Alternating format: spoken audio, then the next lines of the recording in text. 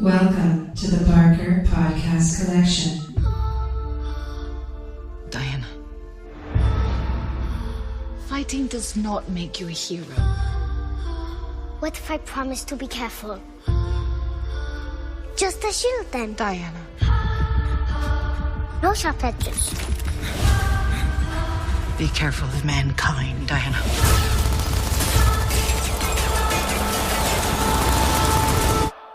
They do not deserve you. You've told me this story.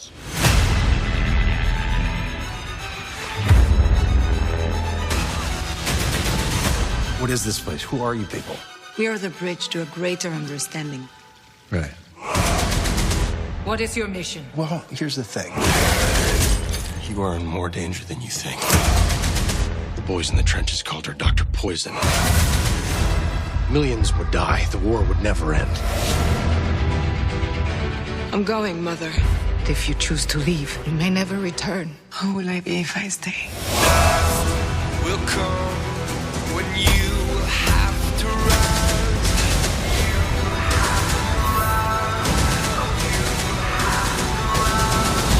To the war. Well, technically the war's that way, but we gotta go this way first. How can a woman fight in this? Ooh. Who is this young woman? She's my,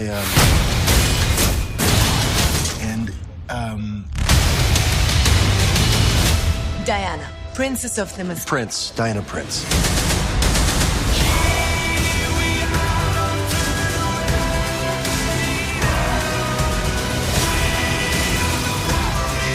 If you believe that this war should stop, help me stop it right now. What are you? You will soon find out.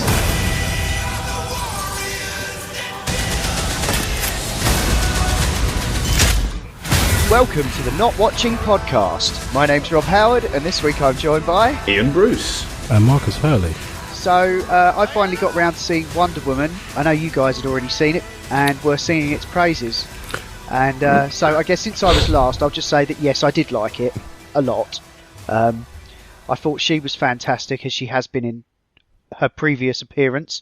Is it just the one? She's just been in Batman v Superman. Yeah. That was all she'd done before. I think it's because I saw it twice. I've got the feeling that she'd been in more than one film for some reason. But yeah, I thought she was probably one of the best things about that film, and certainly good enough to have a film in her own right. Yeah. And it's like a really awesome. I just really like the tone of it. It seemed light-hearted enough, but also serious enough. There were some great scenes of her, like the bit when she goes over the top. I was proper welling up. Yeah, that was cool. I was sobbing like a motherfucker at that. Even though the trailer had kind of spoiled it with all the stuff. I think the trailer for this was very good because it gave you kind of these little glimpses, but without tons of spoilers. So although we'd seen her go over the war in that field, that horrible field, I thought that was the end. From the trailer, I got the feeling that was going to be the end part of it. I thought it was going to be one of those films, almost like 4, where if only it had been. Well, because I thought because you had the comedy elements and the whole her finding that woman's place in society. I mean, I think Sue said the same thing. I mean, we thought that it was going to be that for 3/4 of the film, and then she finally gets to the military part and then goes over the wall, and then the big reveal. Yeah, I think they could have done that, and I'm quite glad they didn't. Yeah, because massively. I liked the character interaction stuff, but there was a slight whiff of cheese about it. Not from the performances, but I thought the script, it was just a bit too on the nose. But the subject matter is, we are talking about comic books here, without wishing to sound snobby, and sometimes they are a bit le fromage like that. It reminded, the character interaction and the comedy side of it reminded me more of the first Spider-Man movie, the first Tobey Maguire one, where it was instead of knowing and self-referential like the fucking Avengers movies have become, in my opinion. Yeah, but her going over the trench, it was all the stuff before where you knew about her and you knew why she was doing it, and what she hoped to achieve. And then you had the other guys coming in on the side, spoilers, and it was that awesome. was brilliant. Fuck, it was awesome. And there were lots of moments like that. So if you haven't seen it and you're a bit sceptical, and like Rob, you're one of the uneducated who believe Batman vs Superman was an error, and that's all right. You are entitled to your own opinion, in the same way that you are entitled to sit in a pile of your own shit and wipe it upon your face. Wow. It might be worth giving this a go, because it's not quite as worthy, I think. Well, interestingly enough, I mean, on a timeline point of view, this is kind of the first movie, in the same way that the first Avenger was for Marvel, and it's not entirely dissimilar to that film in a lot of ways, although this one takes place in World War One. I definitely felt there was a lot of that in there.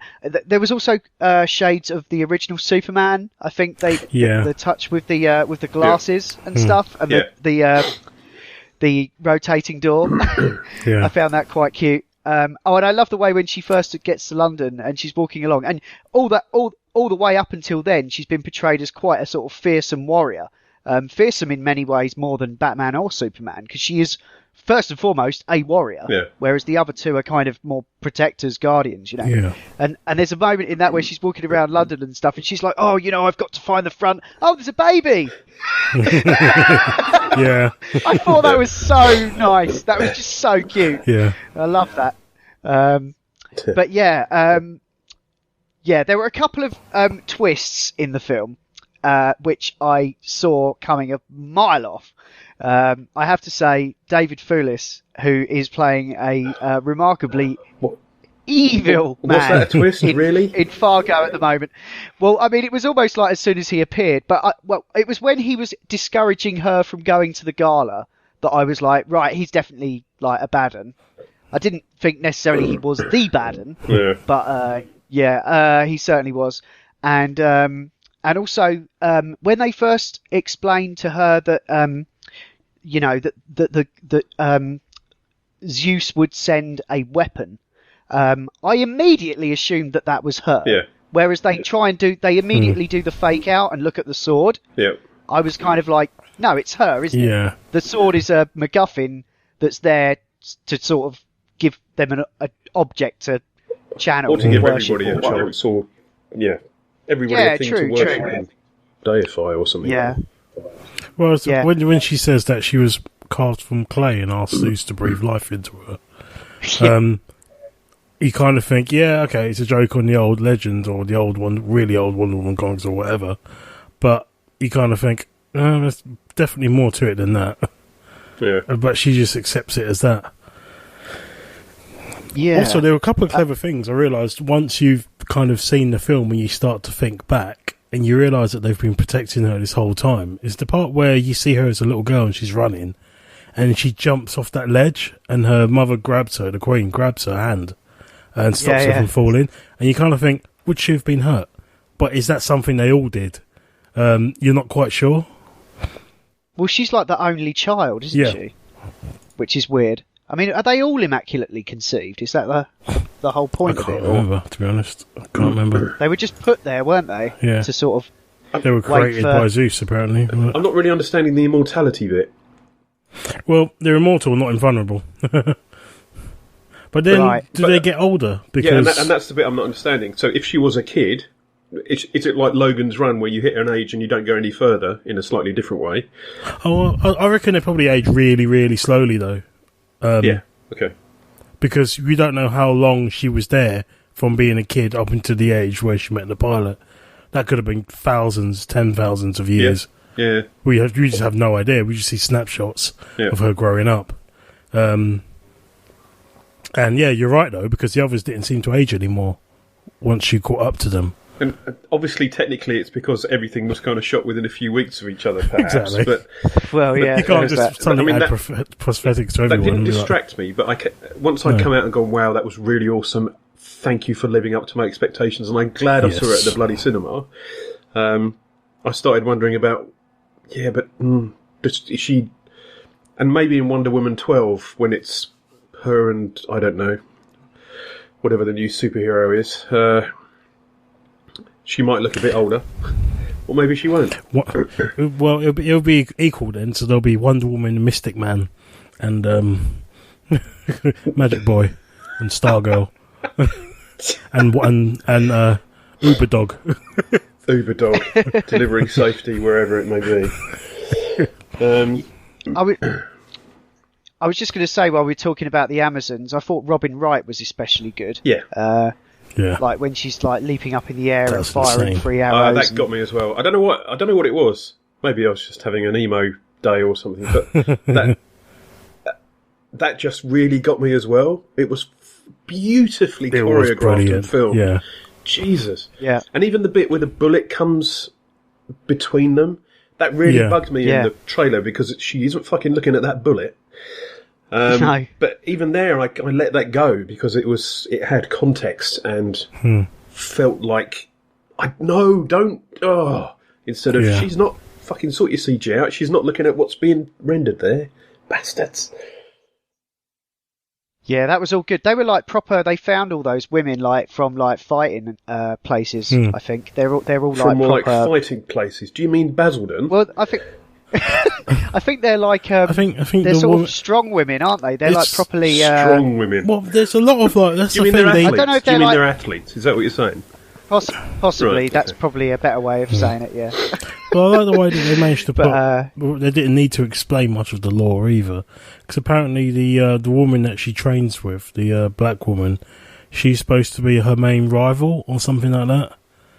In a lot of the comics, that character, I can't remember her name off the top of my head, but Right. she's supposed to be like the main rival. Whenever she goes back to the island and like has to seek their approval, they end up fighting. All the time, pretty much, Okay. or anything else. It's just like she's her main training rival growing up, so that's pretty much what it was. But I think she's like a cage fighter or something like that in real life, or something crazy like that. So I think, yeah, you're right, Rob. They're all from various combat disciplines and stuff, and it kind of showed in their stature. Yeah. It felt like this was a place populated by warriors, as opposed to people from a Lynx advert, which looked really out of place. Yeah. What did we think of Pine and his sort of role in the proceedings? I mean, we don't have to go all the way to the end, but Well, I've seen the. I've watched there's an animated Wonder Woman movie which pretty much kind of follows this whole initial point. Just the whole idea of the pilot turning up at the in the thing, but it's more modern day. But I thought he was actually really good as a idiotic pilot. He brought a great amount of comic relief. He brought his own Chris Pine charm to it without it being too. The way that he looked like an American flyboy worked perfectly well for it.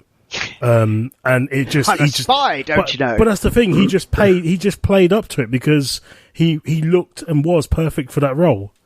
Yeah. And you know, but he also showed slightly more than just being chivalrous and grinning, well, macho and grinning and all that sort of thing, and you know, punched the bad guy in the face and you know that sort of thing. He was sort of like the whole bit on the boat where he was trying to explain, no, you know, I'm not going to, you're going to sleep over there because I'm not going to sleep with you and all that. I thought it was cool. There were loads of bits like that. And the bit where he gets out of the water and initially he's a bit like, oh, I've got to cover up.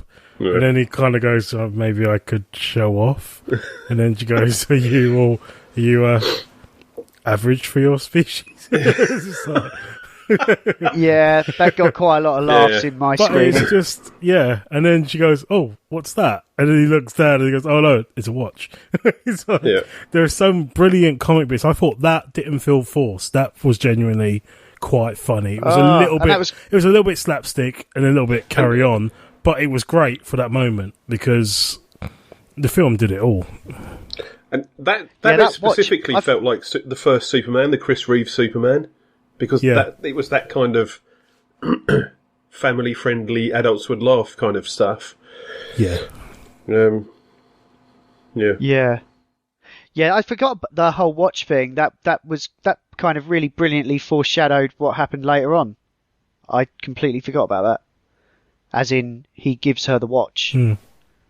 I know it's done in a kind of flashback sort of thing, isn't it, at the end, which is a bit messy, but flash forward. Flash forward, yeah, that's I really right. like the bookends on the movie. I know they were a bit, and let's go back to that photo from Batman vs Superman again. I don't mind them tying, but I really tying like it that in like that. in Batman vs Superman. I know the other Justiciars were slightly less well explained, but I loved that picture. Yeah, I liked that. Yeah. That says this is who she was then.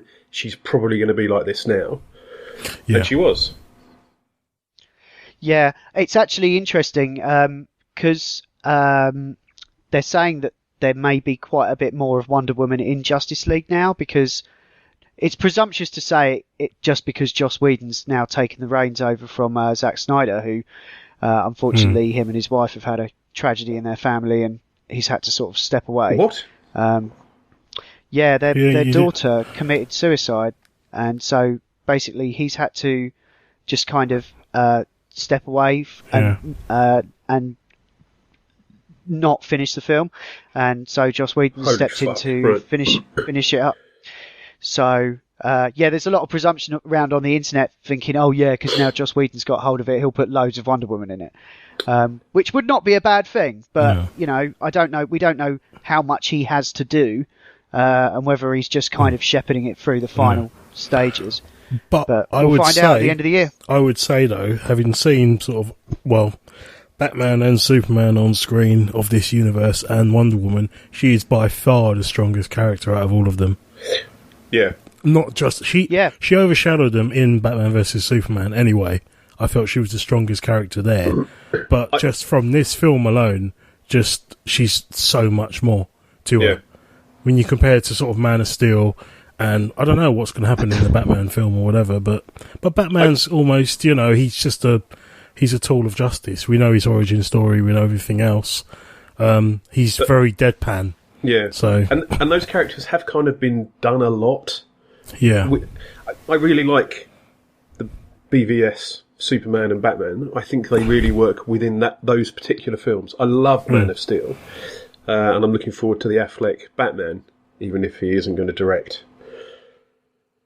Because I think they do the characters well, but they are characters that we do know very well. We know Superman's going to have a bit of a thing with kryptonite at some point, and we know Batman's going to be a bit gruff and beat a load of people up, and he'll be...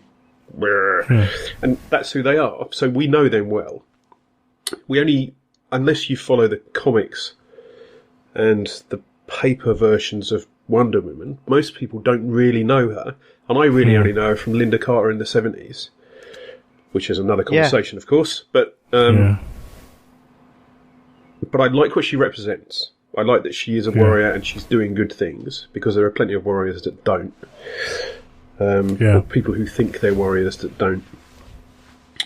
Yeah, I just found it quite refreshing, because I always was quite worried, because I always remember like the traditional depiction of her outfit and stuff. I thought, God, that's dated a bit, but they've done a fantastic job in updating that and making it quite sort of easy to But they had that aborted digest. TV series, didn't they, with what's her name out of EastEnders doing Wonder Woman, and Kate Sackhoff as the baddie. Yeah, I never saw it. I know they did the pilot. Yeah, there was a pilot that a friend of mine saw, and he thought it was okay. There was some temp music in there and stuff, but fight scenes looked good, he said, if I remember correctly. I just wanted to mention the finale and the whole kind of God of War bit.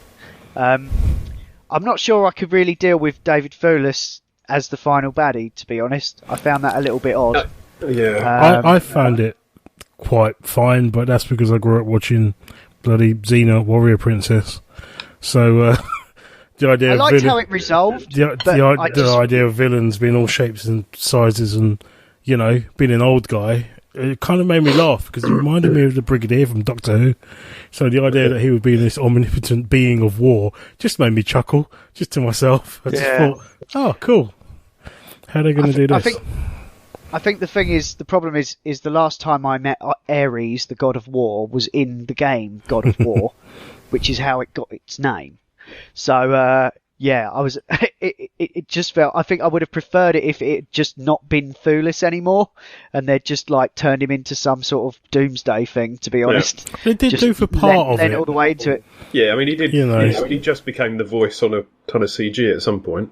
Yeah, when he I know. donned the helm, But you still had the it tash was, though, you know, like it was still. oh, that was recognisable. awesome! You could see it just through the way that he created the visor part was brilliant, because he was just like standing amongst the flames, and all this steel was just like wrapping itself round him into armor, and then the helm sort of focused, and it's all molten. He just sort of pulls it down, and it sets. Yeah, I thought that was pretty cool.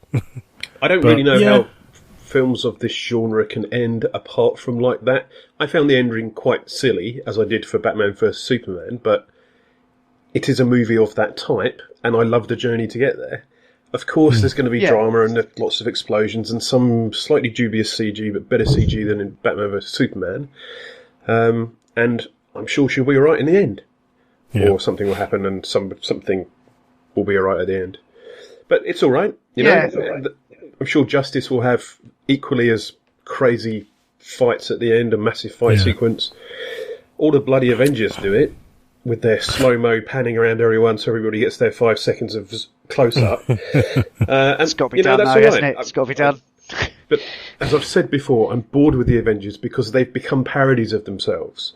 And these guys in this series of films are still want to take themselves seriously and believe they are part of that world, like like Nolan did with Batman Begin.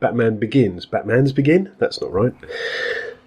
Where he felt like he was in there. He felt like he was the world. Not everybody was just there to I'm Batman and Bruce Wayne and you can fuck. It was a complete world, and this feels like a complete world as well. Especially this. Yeah. There was one bit. There was one bit that I was worried about, and I saw it in the trailer. And it was that little fight in the building where the music kicks in, and I kind of thought it was. I thought in the trailer it was a little bit cheesy, and I thought, oh god, are they going to put this theme to death? Gotta say, I loved the score, and the fact that only kicked in once or twice, was brilliant. Yeah. So it's like I'm glad you mentioned that. It was a little. That's hint. on my yeah. Sorry, go on.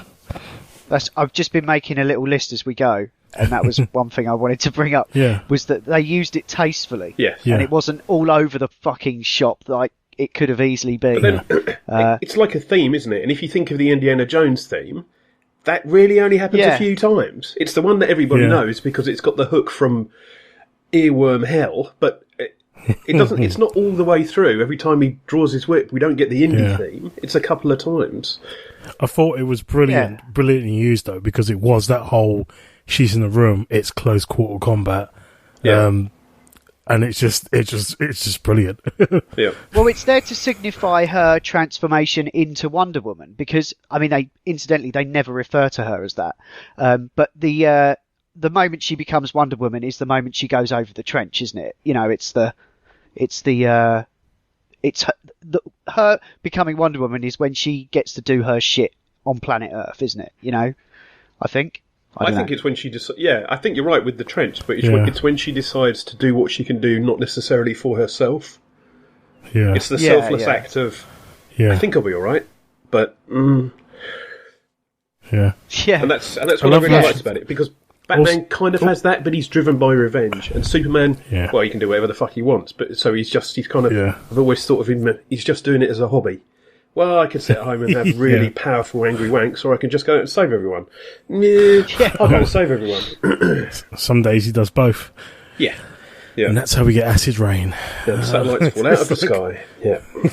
But, also, best anti-sniper weapon. Oh, what? She when takes she out just the launches church. herself into that building. Into the tower. That was epic. She just takes Sniper, it out. Shield. Just a human weapon. Yeah, that was excellent. One popular thing I've been hearing about is if she truly defeated Ares, then what about that Second World War, eh? I think Ares is like James Bond, and there'll be another one along pretty shortly. Yeah. It's a theory. It's like it's a ring or a cult or some shit. I thought that once she killed that guy, we'll call him, I don't know, we'll call him Hans. once she stabbed Hans Gruber, then she realised that men carried on. I thought it was going to be a really interesting plot twist in which Ares basically existed, but existed within every man. Yeah, well, that's the thing. Yeah, I thought it would have been. I thought that it was going to be like a metaphor, like in the same way that her being a weapon, was a metaphor. Yeah, I thought that would have been cooler if they'd have just done that. I thought it. I mean, to be honest, however, the film was a long film. It's like what, 2 hours 20, 2:40, something like that.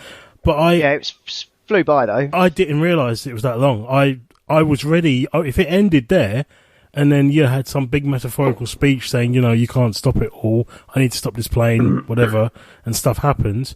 I would have been happy with it then. It did go comic booky, but it is a comic book based on a comic book and cartoons. So, of course, you're going to have the uber bad guy turn up. Otherwise, you've got this overpowered fighting goddess against mere mortals, which I was a bit one-sided. Yeah. I mean, I appreciate that I'm not necessarily the demographic for these films. I am a gentleman of slightly older years.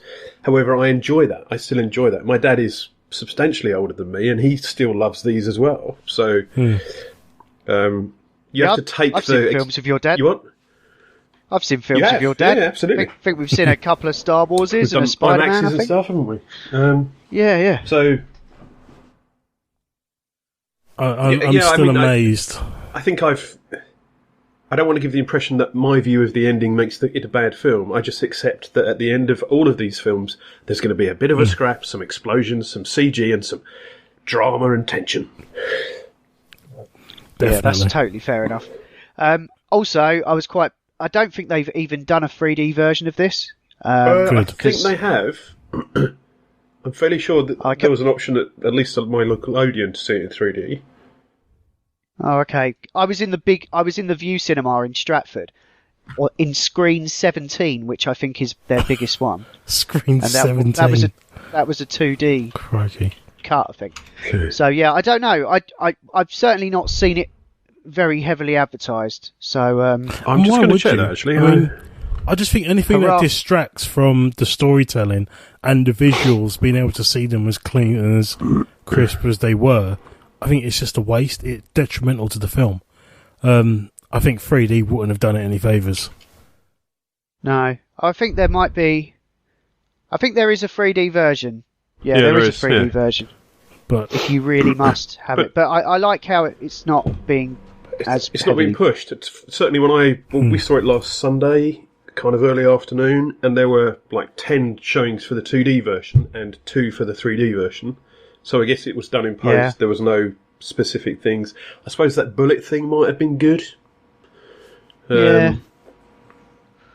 No, I'm pretty much over it, to be honest. Yeah, big time. Cool. All right. So, any other thoughts about Wonder Woman? I think we've pretty much. Looking forward to the invisible plane. No. The invisible plane. No. The invisible plane. She had an invisible plane, didn't she? Yep. What? Yeah, she had an invisible plane. Come on, Rob. An invisible jet. She did. I suspect you think we're taking the piss. We're not. But she flies now, so... She's certainly got a mighty leap. She can fly. Oh, yeah, for sure. Yeah. As she demonstrated by crashing into that building. I think... I think that was just a hefty jump. But she hasn't quite reached... I mean, that was the thing that Ares was hinting at, saying that you only just got a small measure of your abilities. Yeah. And then he started flying to almost telegraph it. Yeah. So, you know. I'm sure there will be sequels to it. The film has made a lot of money for everybody involved. Yeah. I think she's a good great choice. It's a good film. It doesn't feel like the Avengers or the Guardians where they're just kind of curling them out and people are snapping it up. No, with no offence to anybody that does it, but they have. It's a formula. They've. They've become business is to make money. It's a business. I really hope that the sequels don't take the Thor approach, where for the first act she pops back to the mystical land to discuss things with her family or her mother and there's the thing and then there's another baddie and then it's the thing. That would be a shame. I think they could do more with it than just Thor it up where he pops home and then it comes into this realm and, oh, look, a big CG fight. They might go there to hide Yeah. from the big bad. Yep. She might have a farmhouse that she bought. That would be nice. Yeah. as far as box office goes, it's doing similar numbers to Man of Steel, BVS, and Suicide Squad, but it was made for considerably less. Yeah. Wow. So I think the profit definitely is higher than those. Has been higher than those. Yeah. Yep. But yeah, it's doing pretty well for a female-fronted movie of any kind. You know. Yeah, and I do wish, as somebody pointed out on Facebook, everybody's saying, "Oh, it's the first film that's."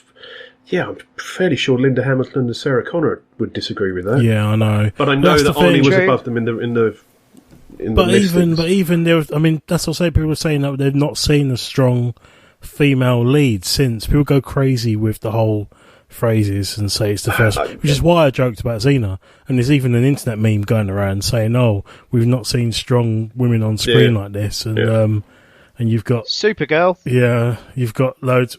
Supergirl, I would say, is flawed. She's more teenage angst than strong. It's a bit. It's fact, definitely a she's CW flawed, show. massively flawed. But I love that original movie back in the day, though. Yeah, but you've just got a crush on Helen Slater, haven't you? Who was the bad leave this place and do no harm. Peter Cook. Oh yeah, Jesus. Wow. Yeah. Okay. Okay. So yeah, I think we'll leave it there. I think we all very much enjoyed it, and I'm definitely looking forward to seeing it again. In fact, And it might, listener, if you care upon our views, and obviously you do because you're listening to our bletherings. And I sincerely hope you've already seen it before listening. But to if this you as haven't, well. bear in mind that I think this might be the first movie like this where the three of us have gone, yes, that's very good. So thumbs up. This was a flash forward spoiler cast. Right. We're doing all right for time-ish. Did you want to mention Pirates, Marcus? Yes.